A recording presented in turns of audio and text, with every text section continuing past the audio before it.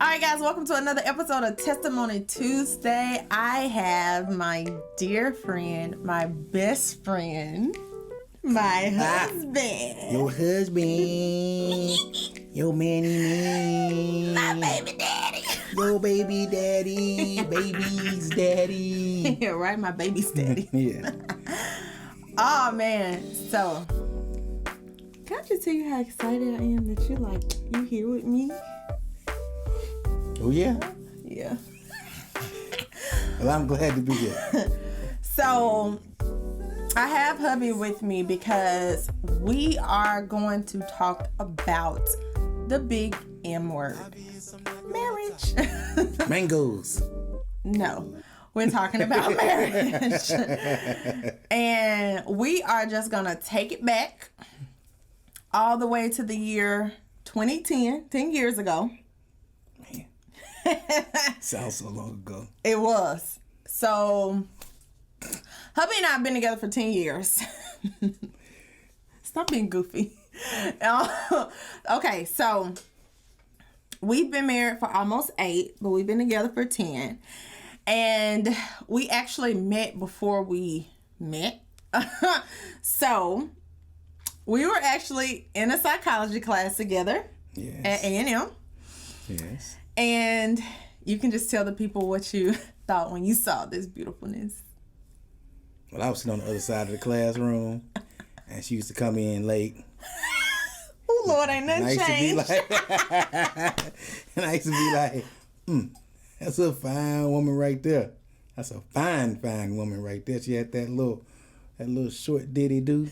That little crunchy, just everything was just good. That good pixie cut. Yeah. That sure do. So we actually took that. Come in with them lips all shiny. Hallelujah. Boy. So fast forward, that class was actually in the fall of 2009 because it was 2010 when we actually started talking. So go ahead and tell the people how this thing started with Alabama A&M Gospel Choir.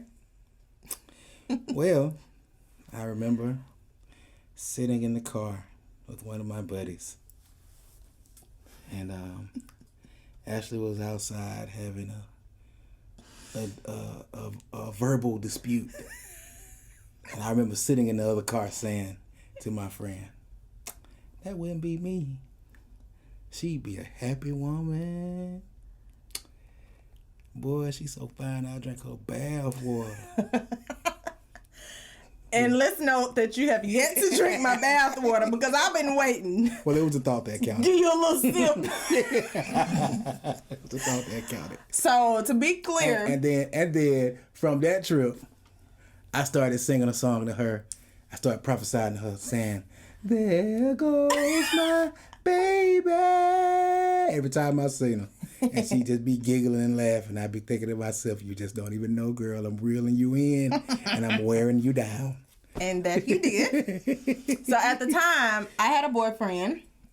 And it was like that on again, off again type of just toxic relationship. Let's just be clear.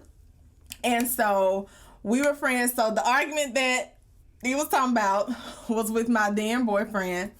And so it really popped off. It was one of the trips that we took. It was actually to Birmingham, wasn't it? Mm-hmm. And so this dude asked, "Can I put my bass in your trunk?" And I was like, "Okay, sure." So he puts his bass in my trunk. So not knowing that he asked that because when we got back to Huntsville, he wanted to have a reason to talk to your girl. I had to get a phone number some kind of way. A player got to play. Whatever. I wasn't no player. I'm just playing. I know you weren't. So, fast forward, we went on tour with Gospel Choir like that next month. And we were together all the time. We rode the bus together. Yeah. Talked a lot.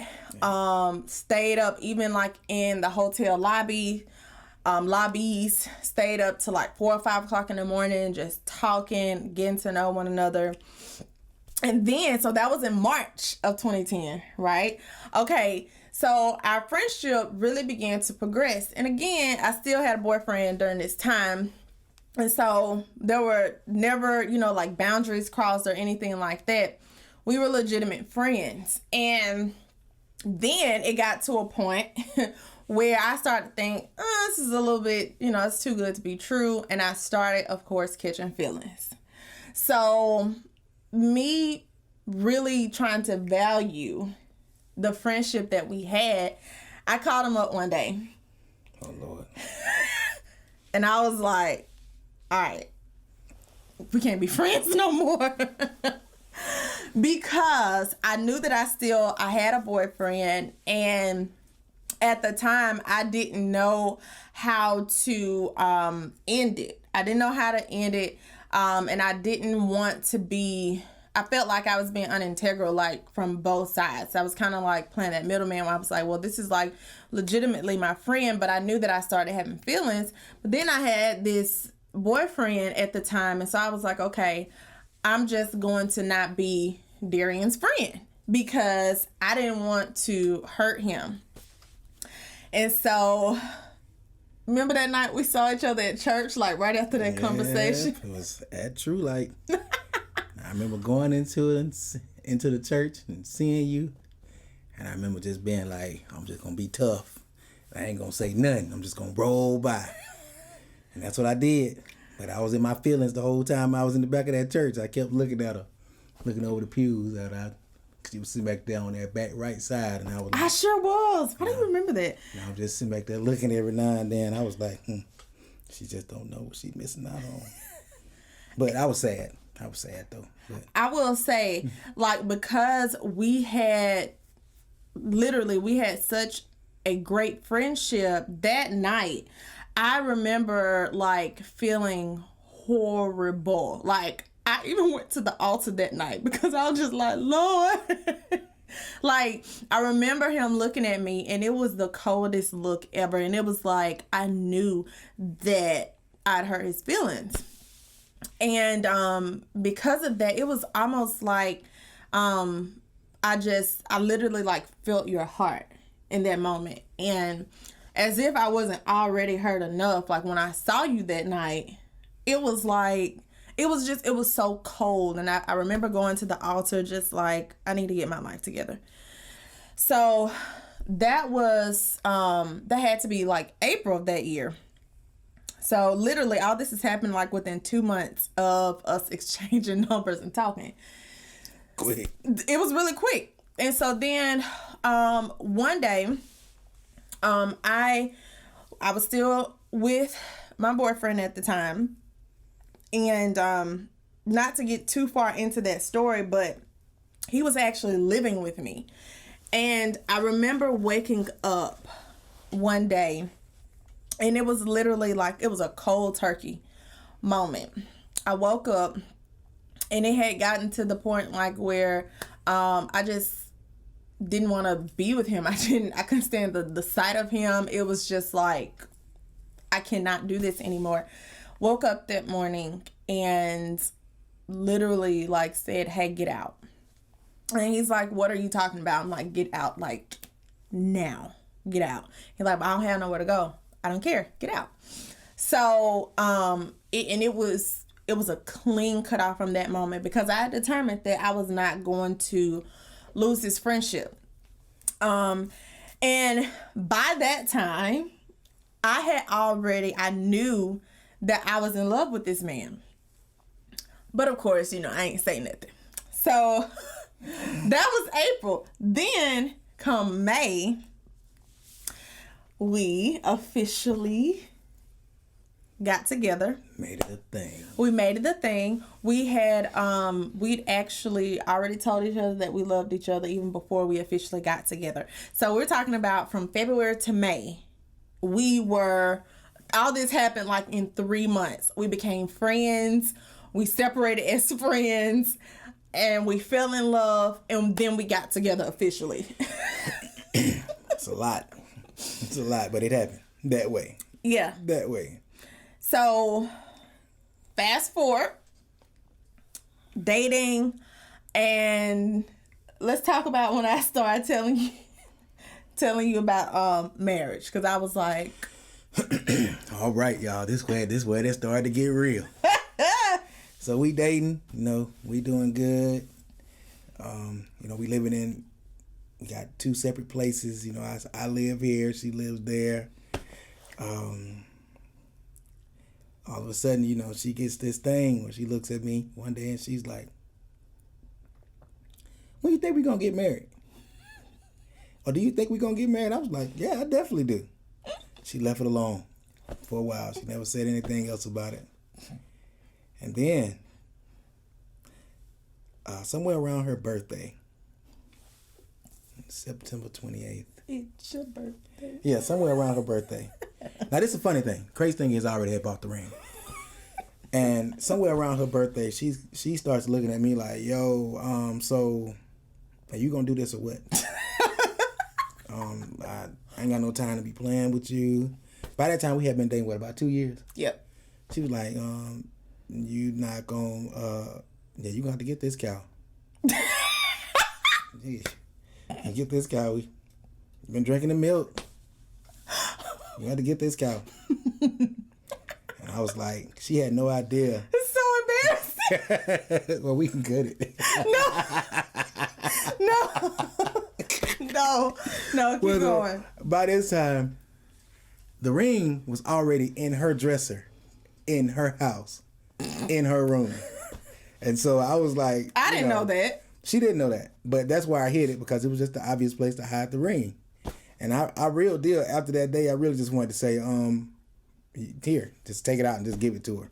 But that would have just been so messed up. Yeah, it would have been messed up. So then rolled around to her birthday. We celebrate her birthday, and I still didn't do it. And so she's still giving me a little heat. So I waited till the day after her birthday. September 29th, 2012. Yes, to propose to her. And I gotta say, that was a good time in my life. That was a good time in my life. I was very happy with my decision because I already wanted to marry her anyway. And I guess the ring just had to prove it to her, which is a definite proving point that you were serious about somebody. Not saying that it wasn't supposed to, but that was the proving point, and that was when life really, really started getting good. Yeah. So, looking back on that, I would not suggest to any woman to pressure, your boyfriend or your mate at the time. Thankfully, I didn't run him away with that. I was already sold. I was already bought in. So yeah. But that was just, hey, it's a part of our story. I would not suggest doing it. Keep pressuring him, no. But I will say, because my personality has always been, just very forward. I'm very black and white. And so I let it be known hey, I'm not about to date you for 10 years with no real commitment. So you can make a decision. You know what I'm saying? You already know where I am. I wasn't the one to play games. So it was no guessing with me. And so we were engaged for 5 months. We decided that we did not want to prolong the engagement, even though we had people to say, hey, you all need to wait a year, yada, yada, yada. And we had already dated 2 years. So yeah. Wasn't nothing else I had to find out. Yeah. Wasn't nothing else we had to find out. Yeah. So.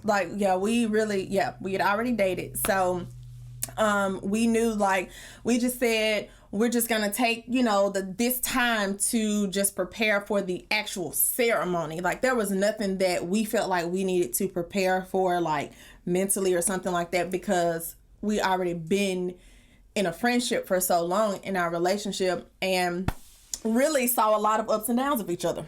And if you really want to know the real testament of this whole thing, let me tell you, the testimony was, we got married for under $3,000. The whole wedding. You ain't got to spend $20,000 on if you don't want to. Mm-hmm, mm-hmm. Because we made up in our minds that after the wedding we still got to live. Mm-hmm. So the testimony, I still say that to anybody who talks about getting married. That if you want to spend $25,000, 20, 18, 19, 50,000, hey, that's on you. You can do that. But you can get married for under that and still feed everybody that's there and still do everything that you need to do, you know? Listen, because if you wonder how we did that, first of all, you got to realize that we were both still in college in 2012. So we were literally on a college budget. So it wasn't that much. So I found me a dress for like $400. We found our spot, our venue. We were going to get married. We got married at a church, and the reception and the ceremony was in the same room. Like they just flipped it for us.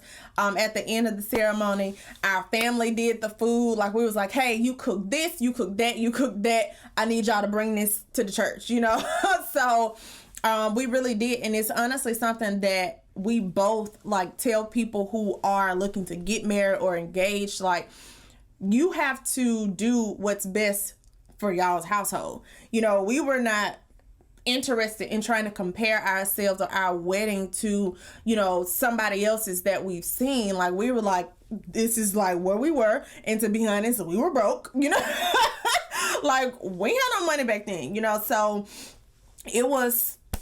we made it work.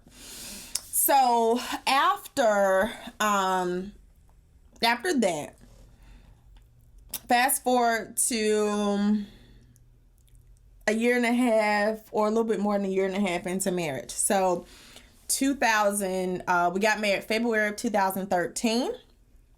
And 2014, October 2014. Well, let me say this. We decided when we got married, we were like, we're not going to have kids right away. Even though we had been friends and we'd been dating for a few years, we wanted to really just enjoy marriage, just us. And so we were like, let's wait like 3 or 4 years or something before we have kids. And there was also a very small piece of me where I was like, I don't even know if I want kids.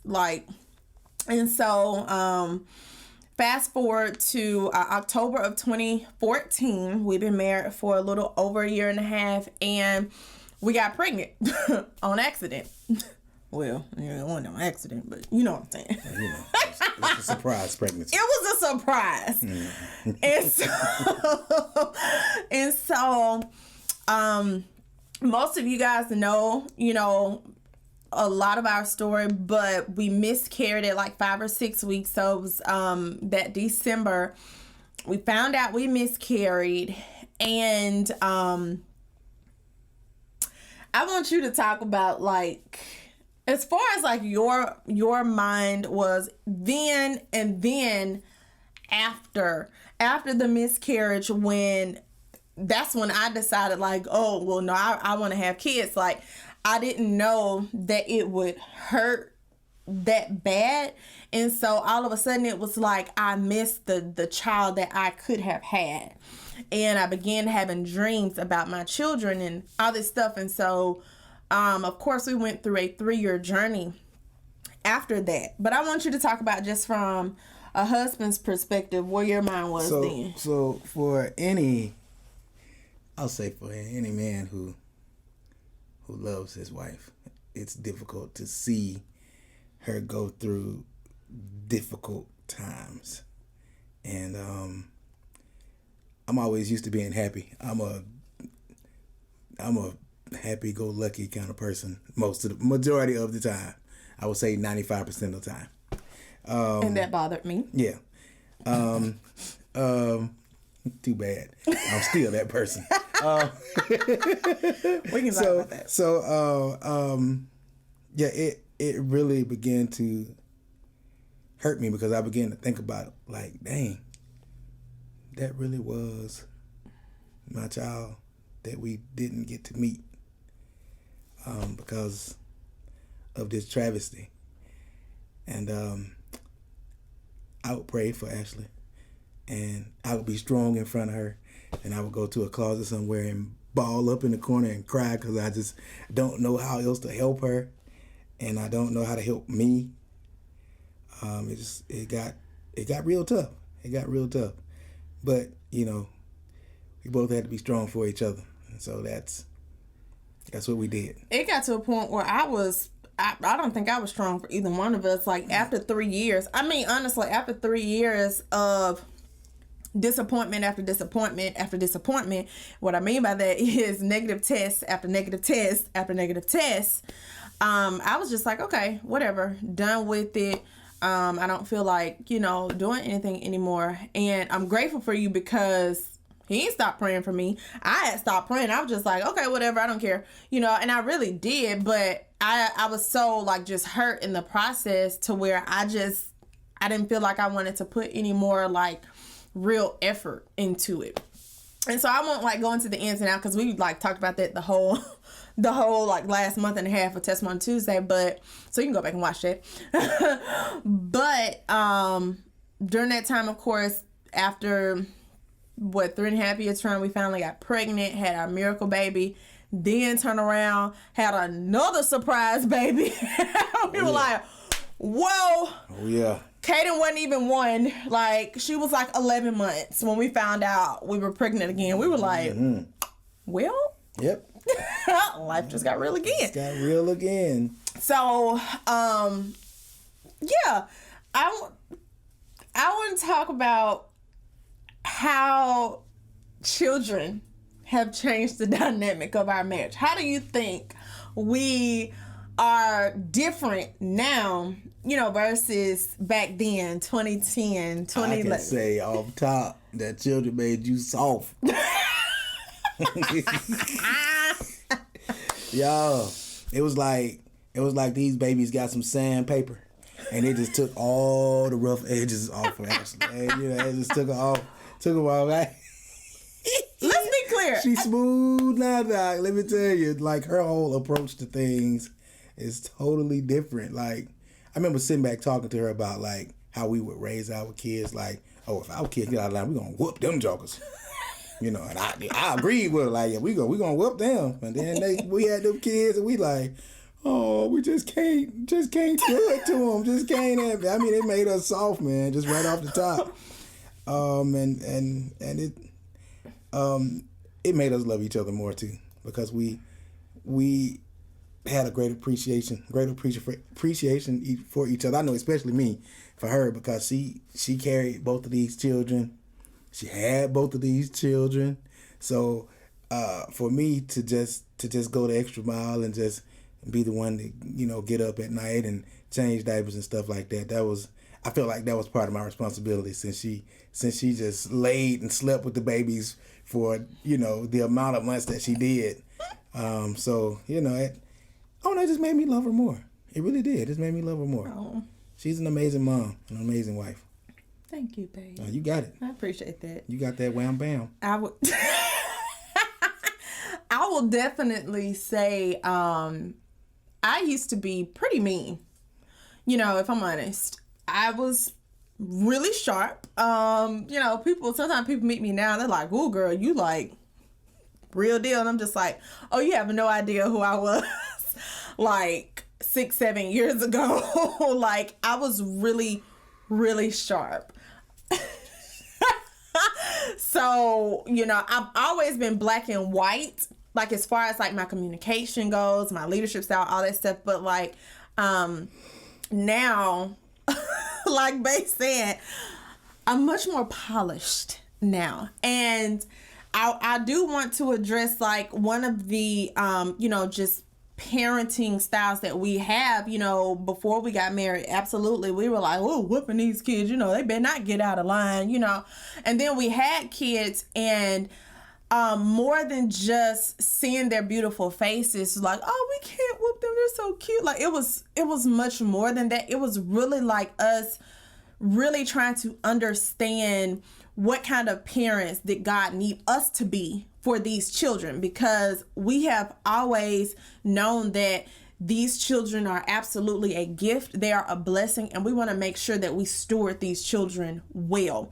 And so we did not want to raise these children just how we thought, because we have a helper. And so anytime we are, wondering, how do we discipline or how do we do this, we're leaning into Holy Spirit and we're having a conversation like, okay, how are we going to do this? Because the answer is not, our first answer at least is not to whoop them or pop them or fuss at them or whatever the case may be, So there may be times where, Kaden, because Brayden is way too young right now. Brayden's only 6 months, but Kaden is a little over 2. And so she'll do things. And there are times where we're just like, she'll get that look, and then there are other times, where we have to know, and we just, we have to find ways to distract, deter, all that good stuff. And so we really, and still we are finding ways that works for our family. So let's talk about sex and marriage. Let's talk about it. So,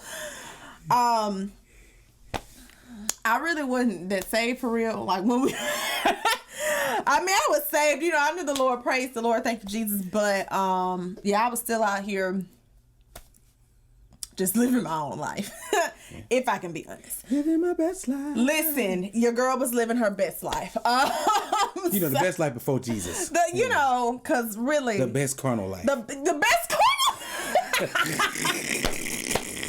Your girl was not holy. Okay. Your boy wasn't innocent either. So, just be honest. So, before we got married, my idea of sex was, this is how you smooth things over, right? Like if you're mad, we're going to have sex and then we're not going to be mad anymore.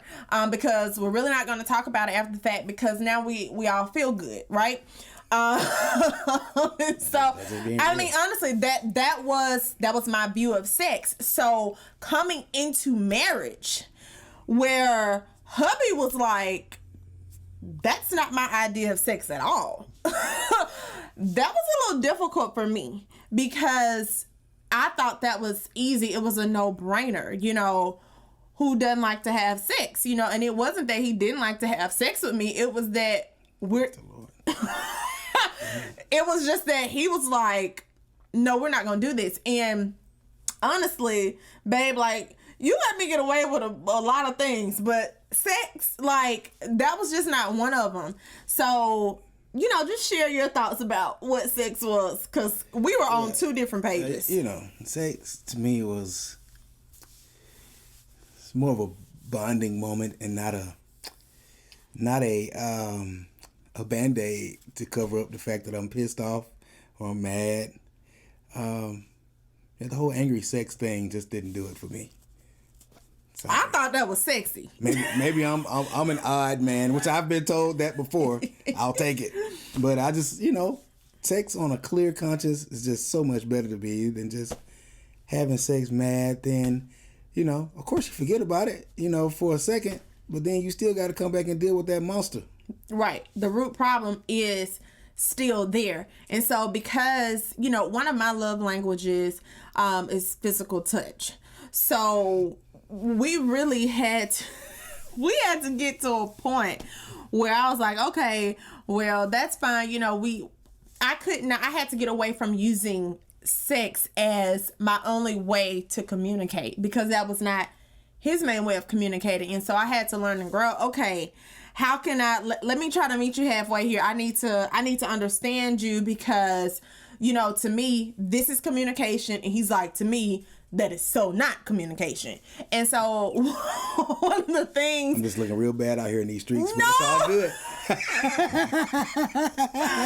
No. It's all good. This is real talk. No, for real, because it challenged me to learn how to speak. Because if I'm honest, how I dealt with conflict years ago, if it wasn't, through sex, I just kind of just ran away from it, which honestly, I use sex as a scapegoat, let me run away from this problem. And so honestly, my motives were not right. in sex. And so I just want to have sex so that we can just forget about the problem and just cover over the issue. And so it took my husband to be like, no, you know, we're going to have to learn how to talk through this. To me, that I was very uncomfortable doing that. Honestly, I didn't know how to talk through my problems without arguing. I was real good at arguing. Nah, I'm not finna sit here and argue with you. I ain't going back and forth with you. She be arguing with herself. Oh, and that would make me so mad. Oh my God, that would make me so mad because I'm like, you know, why are we not arguing? Why are you not getting upset? Why are you so happy? Like, so. That's just me. I know. I had to learn that. So, what is the testimony in our marriage? The testimony in our marriage is that we still here. 8 years married in February. Yes. 10 years together. We made it through ups and downs. You can go through issues of fertility, which we went through. I know she talked about it on Testimony Tuesday, but fellas, the man at the doctor's office, he did. It was very emasculating. But hey, it was part of one of the things we went through to have kids. I did it. I did it for you. Yeah. I did it for us because I wanted to have kids too.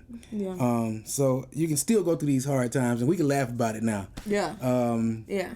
But it wasn't funny. Like, even like after the miscarriage, like I don't really talk about this part of like the journey, but without giving too many details, you know, I was on pain relievers after the miscarriage. I had to have a DNC, and I didn't know that, you know, you were supposed to be drinking a whole lot of water while you were taking those pain pills.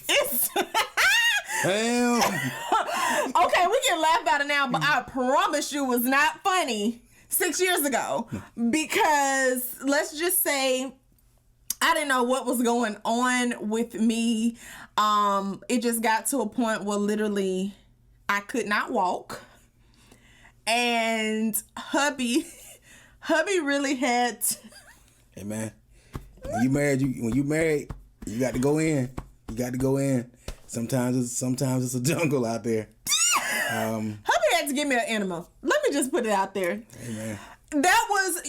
It sounds like really embarrassing now, but that was necessary. It was so necessary in the moment. Like, we had called the ambulance and everything. Like, you kind of laugh about it now, but it was really not funny back then.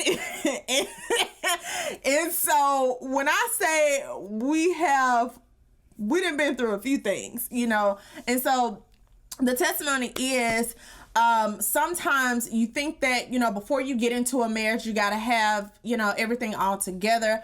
I know, you know, you were really concerned about like providing before we got married, and let's be honest. When you're dating each other, it's the other person's responsibility to provide for themselves. Now you may help, but when you get married, you know, it's both of you all's responsibility to take care of each other.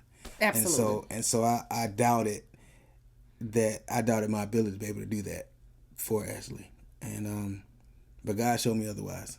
Yeah. He showed me otherwise, that I could actually handle it. And because my background, you know, as a daddy's girl, I was spoiled. You know, my dad, like, he bought me a car every year. Like, I basically, like, anything that I needed, for sure I got. And most of what I wanted, for sure she got. I got it. So, I was a little intimidated coming into the marriage. Because her dad told me, he was like, yo, look, I spoiled her. If you can't handle that, you don't need to marry her. Just like that. Just like that. Yeah, but we did not have it all together when we first got together, and still don't. And so I think it's just it's important to say that, because sometimes people think, well, before I get married, you know, I need to get out of debt, or I need to get my attitude together, or, you know, I need to just learn to be by myself. And I'm not necessarily saying that you shouldn't strive for those things, but I am saying, you know, don't allow those things to stop you from being with someone who you know God has called for you. I was very young when we got married. I was young. So was I. I was 22 years old when we got married. I was 24. Boy. Hey, I'm 32 now. You were not. Bye. Needless to say, when we got together, financially, we were broke. My attitude was a hot mess. Our mindsets were very different. The only thing that we knew is how to respect each other. We knew how, or we eventually learned even how to communicate, for me, because I told you I didn't know how to communicate. And so we learned these things as we went. And so we definitely, now we talk about things that are issues. We don't just let things be. We don't let things sit more than a few hours. And so we're talking about it. No matter how ugly it is, we're going to talk about it, and we're going to be truthful with one another because we don't want anything to fester. And so, yeah, we are very much so still in love, still happy. And we didn't lose that when we had children. Nope. In fact, it got better. It got so much better. Yeah, because kids are amazing. Yeah. Kids are amazing. Yeah, and she's an amazing mom. Thanks, baby. And it's amazing watching her be a mom. So, not to sound corny, but real facts. I can only be an amazing mom because he's an amazing dad. Because when we had Brayden, your girl did not wake up in the middle of the night. I was like, I'm gotta have these children, Don't stop at Brayden. Start at Caden.